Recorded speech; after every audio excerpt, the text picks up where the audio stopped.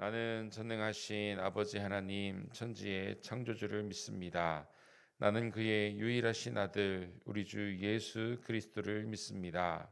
그는 성령으로 잉태되어 동정녀 마리아에게서 나시고 본디오 빌라도에게 고난을 받아 십자가에 못 박혀 죽으시고 장사된 지 사흘 만에 죽은 자 가운데서 다시 살아나셨으며 하늘에 오르시어 전능하신 아버지 하나님 우편에 앉아 계시다가 거기로부터 살아있는 자와 죽은 자를 심판하러 오십니다. 나는 성령을 믿으며 거룩한 공교회와 성도의 교제와 죄를 용서받는 것과 몸의 부활과 영생을 믿습니다. 아멘. 아멘. 우리 하나님의 말씀 함께 보겠습니다. 고린도전서 14장 26절에서 마지막 40절까지 말씀 우리 한 절씩 교독하여 읽겠습니다.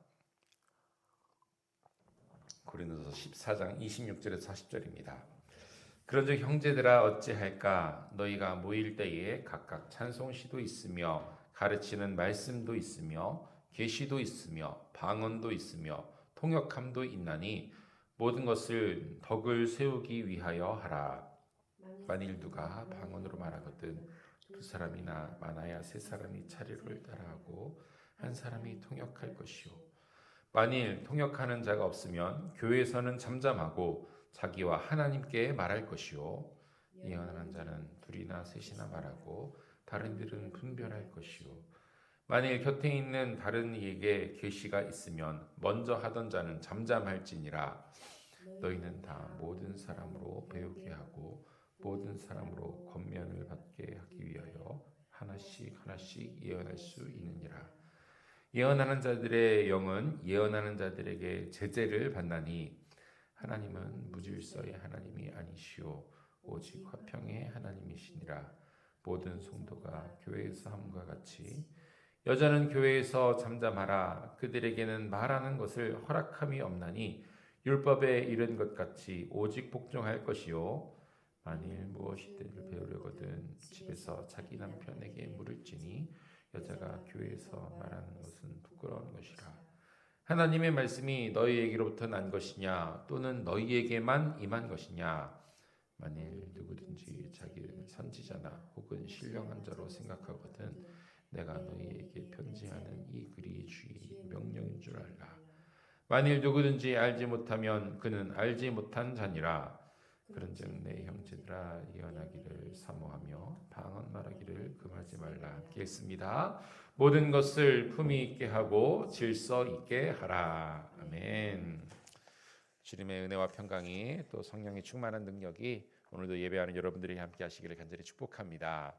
하나님께서는 우리의 신앙생활과 또 믿음의 성장을 위해서 은사를 선물로 주셨습니다. 그 은사는 우리 각자에게 각각 주신 선물입니다. 모두에게 주셨고 또 서로 다른 은사들을 주셨습니다. 은사의 종류는 너무나 많습니다. 그런데 말씀드렸듯이 그 은사는 개인에게 주신 것이지만 개인을 위한 것도 있지만 결국은 공동체를 위해서 이 은사가 존재한다는 것을 우리 잊어서는 안 됩니다.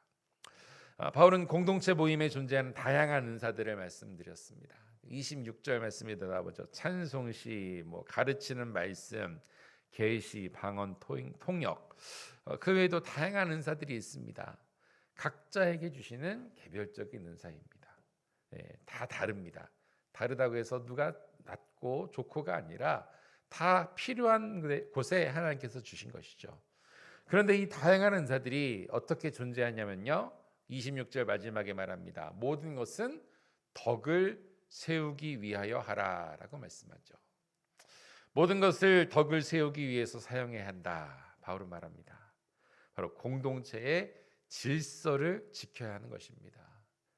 개인에게도 유익이지만 개인의 유익을 위해서만 사용하는 것이 아니라 공동체의 유익이 되어야 한다는 것이죠. 은사는요, 나를 드러내기 위한 것이 아닙니다. 공동체를 세우기 위한 하나님의 선물임을 잊어서는 안 됩니다. 바울은요, 고린도 교회에 특히 논란이 많았던 방언에 대해 앞절에서도 계속 자세하게 설명했습니다. 오늘 본문에서도 방언 은사를 사용함에 있어서 그 방법을 제시해 주고 있는데요. 27절과 28절에 나옵니다. 바울은 방언은 두세 사람이 차례로 해야 되며 무엇보다 반드시 뭐가 있어야 되죠? 통역이 있어야 된다라고 말합니다. 어제도 말씀드렸지만 통역이 없으면 방언에 담긴 하나님의 뜻과 사랑의 마음을 알 방법이 없습니다.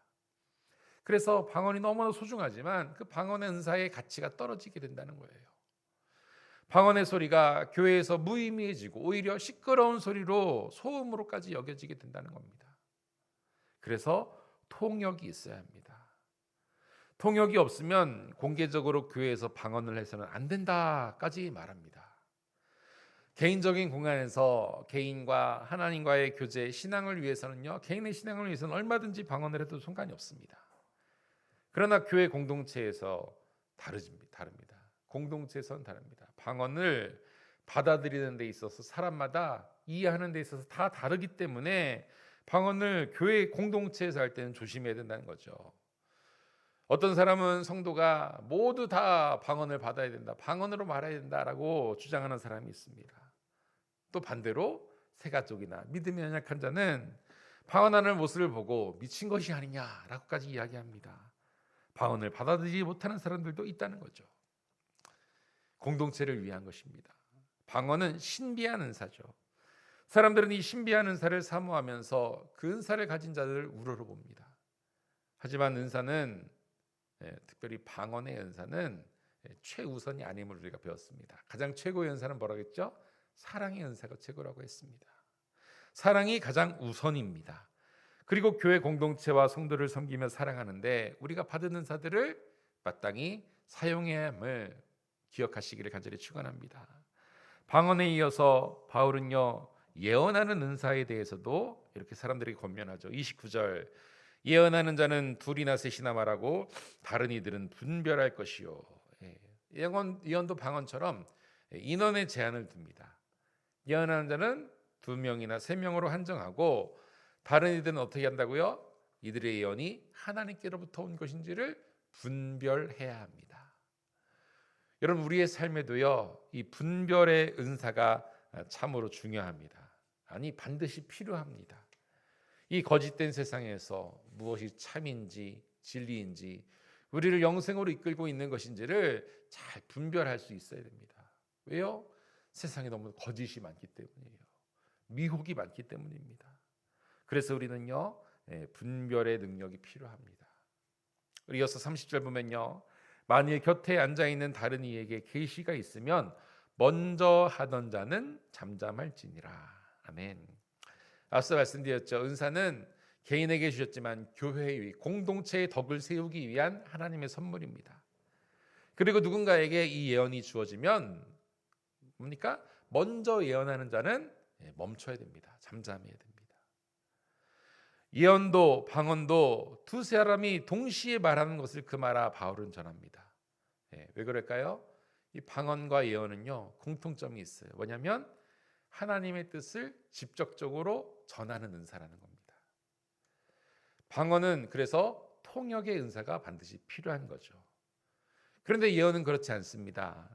말로써 알아들을 수 있는 그러한 은사이기 때문이에요. 직접 알아들을 수 있습니다. 그런데요, 이 의사 전달에 있어서요, 뭐가 중요하냐면요, 질서가 중요합니다. 누가 말하고 있는데 또 다른 사람이 합쳐 말하면 무엇인지 듣기가 힘들다는 겁니다. 그래서 예언의 은사가 있는 자들은 순서에 따라 질서 있게 이 예언을 선포해야 한다는 것이죠. 무엇이 중요합니까? 하나님의 뜻이 전달되는 것, 바르게 전달되는 것이 중요하다는 것이죠. 질서가 중요합니다. 그리고 예언의 은사를 설명할 때 바울은 한 가지를 더 말합니다. 32절 볼까요? 예언하는 자들의 영은 예언하는 자들에게 제재를 받나니. 아멘. 예언한다고 해서요, 마음대로 하는 게 아니라는 겁니다. 성령의 역사는요, 자기 마음대로 통제불능 막 멋대로 하는 게 아닙니다. 성령의 역사는요, 어떤 역사보다 더욱더 절제함과 질서가 있습니다. 33절에도 말하죠. 하나님은 무질서의 하나님이 아니라 화평의 하나님, 질서의 하나님이십니다. 여러분, 화평을 세우려면요, 질서가 반드시 필요합니다. 그렇죠? 무질서함에서 평화가 오지 않습니다. 무질서함은 혼란과 혼동이 찾아오죠. 여러분, 예수님께서 공생의 기간 말씀을 전하시며 또 기적을 행하실 때에 많은 무리들이 예수님을 따랐습니다. 그런데 그 상황 가운데서 사건은 없었습니다. 사고가 일어나지 않았어요. 예를 들어서 우리가 잘 아는 오병이어, 칠병이어 사건. 무리가 5,000명, 7,000명이나 예수님을 따랐습니다. 그런데 수많은 인파가 몰렸음에도요, 아무런 사건 사고가 일어나지 않았어요. 더구나 떡과 물고기를 나눠줄 때 무리들, 정말로 배우지 못하고 연약한 자들 아닙니까? 그 자들이 그냥 배고픔에 제자들에게 달려들 수도 있었어요. 그런데요, 우리는 압니다. 예수님이 계신 곳은요, 질서와 화평이 임했다는 것을 우리는 기억합니다. 여러분, 하나님께서 허락하신 은사를 사용할 때는요, 이처럼 반드시 질서가 유지된다는 겁니다. 여러분, 기억하십시오. 우리는 교회의 유익을 위해 공동체의 덕을 세우기 위해 은사를 사용합니다. 그리고 은사를 행할 때에는 반드시 질서가 유지된다는 겁니다. 주님께서 허락하신 화평의 은혜를 깨서는 안 됨을 우리는 기억해야 됩니다. 그리고 이제 34절 이하에서는요, 바울은 다른 문제를 다루고 있는데요, 그것은 당시 일부 여성분들이 예배 중에 무질서함을 또 무질서한 행동을 했기 때문입니다. 예배 가운데 질문하거나 예배의 흐름을 방해하는 그런 일들이 있었다는 겁니다. 그래서 바울은 말합니다. 34절 35절입니다. 여자는 교회에서 잠잠하라. 그들에게 말하는 것을 허락함이 없나니 율법에 이른 것 같이 오직 복종할 것이요, 만일 무엇을 배우려거든 집에서 자기 남편에게 물을지니 여자가 교회에서 말하는 것은 부끄러운 것이라. 아멘. 남녀 평등을 깨는 그러한 말이 아닙니다. 불평등한 말이 아니라 오히려 바울은요, 이전에 어떻게 한다고요? 남편이 오히려 여자를 잘 섬기다 이렇게까지 이야기합니다. 여자가 어떻게 기도하라 이야기합니다. 그런데 오늘 말씀에서는요, 이 여자를 보고 잠잠하라 이렇게 이야기해요. 그것은요, 다른 것이 아닙니다. 앞서도 말씀드렸듯이 이 고린도 교회 여자 성도들이 잠시 동안 교회의 덕을 세우지 못했기 때문입니다. 예배의 질서를 위해 이 여인들에게 잠잠함과 절제를 권면하고 있는 거예요. 다른 이유가 아닙니다. 바로 예배의 질서를 위해서입니다. 당시 일부 성도들이, 특히 여인 성도들이 교회를 혼란스럽게 만들었기 때문에 바울은 이 여인들에게 교회에서 잠잠할 것을 주장했다는 것입니다. 이와 같이 방언에 대한 문제, 또 예언에 대한 문제, 교회의 혼란스러운 무질서에 대한 문제, 이러한 문제들에 대해서 바울은 말했는데요. 그리고 37절에 이렇게도 말합니다. 자신이 쓰고 있는 이 편지글이, 이 바울의 가르침이 주님의 명령임을 분명하게 말하고 있습니다. 사람의 뜻과 생각이 아닌 바울은 지금 하나님의 명령을 대언하고 있는 겁니다. 사랑하는 여러분, 우리는요, 무엇의 기준을 두고 무엇을 따르며 신앙생활을 해야 할까요?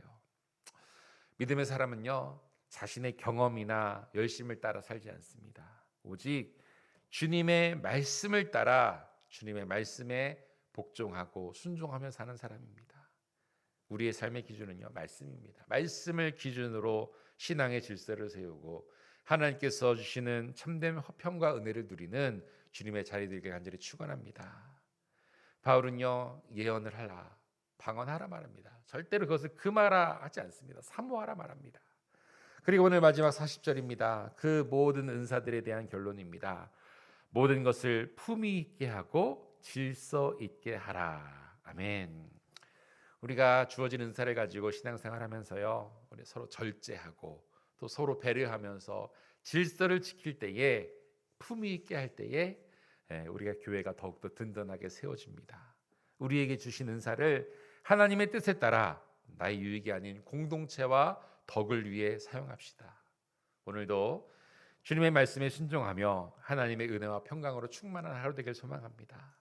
우리의 가정과 교회와 지역에 주님의 거룩하신 뜻을 온전히 이루어가는 주의 백성들, 은사를 받고 은사를 온전하게 사용할 수 있는 주의 자녀들 되시기를 간절히 축원드립니다. 함께 기도하겠습니다. 아버지 하나님, 모든 감사와 영광과 찬양과 존귀를 주님께 올려드립니다. 우리를 구원하시고 또 우리가 이 믿음의 신앙생활을 잘 할 수 있도록, 믿음의 길을 잘 걸어갈 수 있도록 성령의 은사를 선물로 허락하시니 감사를 드립니다.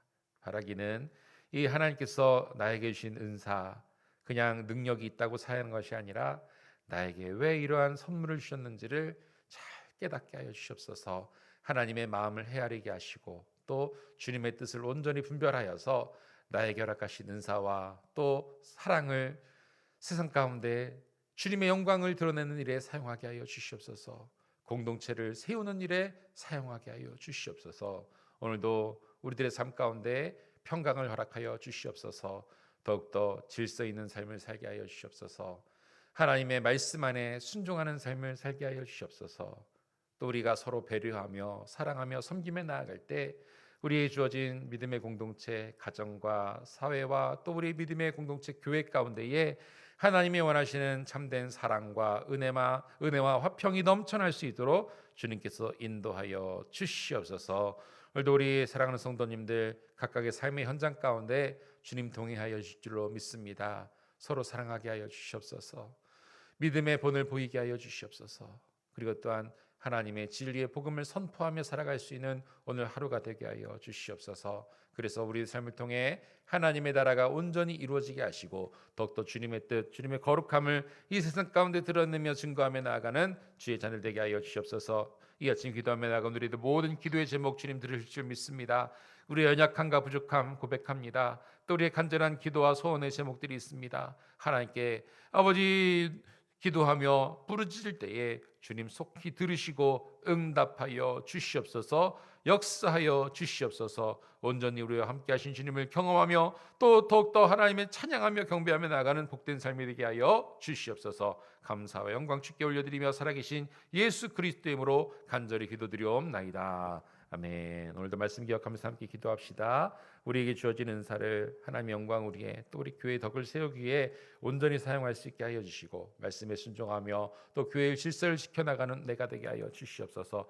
특별히 우리 사랑하는 가족들 또 우리 교회 성도들을 위해서 중보기도 하시고 또 땅끝까지 복음 전하시는 우리 선교사님들을 위해서도 잊지 않고 기도하도록 하겠습니다. 우리 주여 세움 부르고 통소로 기도하며 나아갑니다. 주여 주여